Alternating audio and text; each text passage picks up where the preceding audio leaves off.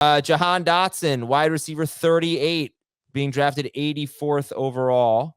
Is this your favorite Commanders at any position? Commanders value, Jahan Dotson, Jamie? Unless we're talking super flex or 2 QB league and Sam Howell. But I love the setup for Dotson. I mean, you can they make an argument that he might be better than Terry McLaurin. I don't think he is as a player, but he might be a better fantasy asset. And so we'll see how Sam Howell is able to, keep these guys afloat. Is he good enough to, make Dotson and McLaurin both, potential starters? I think both are worth drafting as starters in 3 receiver leagues. I would still draft McLaurin first, but, Dotson was very successful last year, especially finding the end zone. And so is that something that can carry over to his production this year? So he's closer to wide receiver 30 for me than he is for 38. I think there's just a lot of upside here. So to get him at 84th overall, to me, is a steal. All right. Dave will get your thoughts on your guys pretty soon. Let's talk about one other wide receiver I think Dave would share in this sentiment. Gabe Davis, wide receiver 41. Average draft position is 90th. And last year he was wide receiver 24 per game is wide receiver 28 in non-PPR, 38 in full PPR. We know he dealt with injury. We know he dealt with quarterback injury. Gabe Davis, do you share in that, Dave, that Gabe Davis is one of the best early values as wide receiver 41? No, I agree with the ADP at 90th overall. I think he's going to be, I think he has the upside to be a good wide receiver 3. I just don't think he's got the same type of upside as what we saw from him last year. The additions that Buffalo made this offseason suggest that he won't get that grip on a big target share. And I'm just not buying that Gabe Davis can explode in this iteration of Buffalo's offense. Good player, but I think he's going to be more of like a perimeter downfield shot type of guy. And you're hoping that he catches those downfield shots with an occasional red zone touch or target in Buffalo. I think that this ADP is fine. I don't think it's a value. I'm more excited about Dotson. I would take him probably 10 spots sooner than the 84th ADP. And I'm more excited about Herbert, who I'd probably take maybe even 20 spots higher than the ADP that they have listed. At what 108 it was for Khalil Herbert? Herbert. Yeah, I'd go higher on Herbert and Dotson than I would on Gabe Davis. All right, Jamie. So why do you like Gabe Davis's value so much right now? Yeah, I almost completely disagree. You're talking about a guy that really his situation hasn't changed, I think, at all. They made one offseason addition that matters, and it's Dalton Kincaid. And I think you're just going to see him, sort of usurp the targets that were there for the non-Gabe Davis, Stephon Diggs guys, because those two guys are locked into the same roles that they had. And this is a player that we were drafting for the same upside that he has. Plus, he's entering a contract year. And these are the type of guys we talked about this earlier. He's going to be 25 years old when he hits free agency. And these guys tend to get paid, the downfield players that have his type of speed. So I think Gabe Davis is going to be a better version of what he was last year. Still has the same type of potential to be a breakout receiver. And you're getting him 30 spots lower than his ADP was last year. He was 60th overall last year on our site on based on his ADP. So you're attaching yourself to Josh Allen. You already know the narrative that they're trying to rein him in to stop running as much. So if he doesn't run as much, and maybe there's some more opportunities for Gabe Davis. We know what happened last year. He had the ankle injury early in the season. Probably was not right until that Pittsburgh game. By the time he started to get going a little bit, Josh Allen hurts his elbow, and then the passing game completely goes in the tank. So I think he's still worth the same upside. And to me, he's a guy that I don't disagree with the ADP because you're still taking a chance on him, but I'm going to draft him a lot sooner. So I love the setup for Gabe Davis. I think he's what round? I would probably start looking for him as depending on how receivers are going, but early as round 6. Love to get him around 7. Okay, so round 6 if receivers are going off the board and like it's a 3 receiver league, something like that. Yep.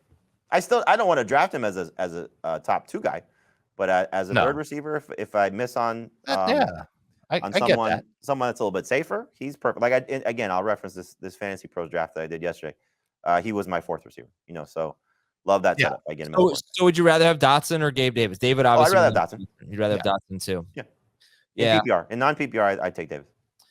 This is something that gets a little overlooked. Josh Allen, before his elbow injury, he was averaging 37.3 pass attempts per game and was on pace for 5,100 yards and 40 touchdowns. After his elbow injury, 33.6 pass attempts per game. It's about, I already forgot the number, about 3.5 less, 3.7 fewer per game. On pace for 3,995 yards and 34 touchdowns. You're talking about 1,100 yards difference there. Do you have his A-dot difference? No, but I do have one of my favorite stats. If I can give me 1 second here, I'm sorry. It's actually in the note. It's actually in the notes. Okay. Oh, pass attempts of 35 plus yards.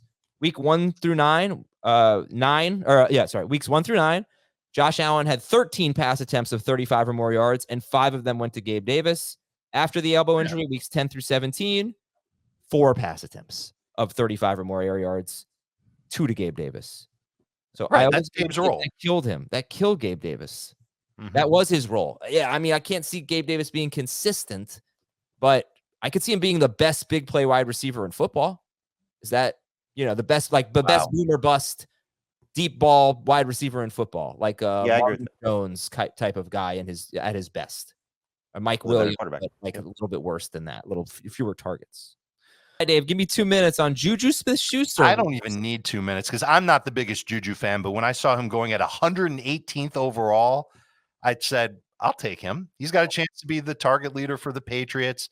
In PPR, that could mean as many as 12 points per game if he's getting a slew of work. And isn't the slot receiver in New England a good thing? Haven't we come to kind of learn that about the Patriots offense? I think Juju will line up there quite a bit. And as wide receiver 51 off the board, happy to have a guy like this on my bench, even if I only use him 4 times a year on my fantasy league. It just makes sense to get somebody who's got this kind of volume at 120th overall. I'm so curious what they're going to do because, you're hearing, more 12 personnel for the Patriots. And so with 2 tight ends on the field, who's coming off? And so is it going to be Tyquan Thornton, which probably makes the most sense just as a young receiver, but also he might have more upside than any of these guys. Is it Devontae Parker, who we know has had clearly his concerns and missed time last year with injuries?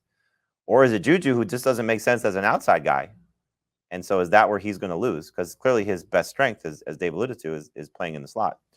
So somebody said this on the Fantasy Pro show yesterday, which I thought was interesting.